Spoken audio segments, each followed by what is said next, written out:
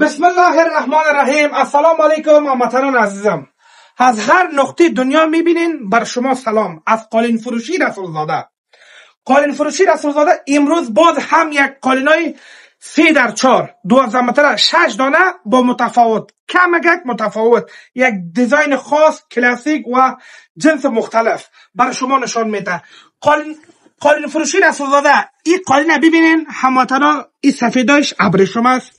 پشم قالین ببینین، پشم قالین خالص تک ترکمن است. بافت قالین ببینین در 10 سانتی 50 علمک خورده. قالین فروشی رسولزاده در 15 روز کاری به تمام نقاط دنیا بر دان دروازه‌تان براتان قالین میرسانه. السلام علیکم. روز شب همه هموطنان عزیز ما خوش.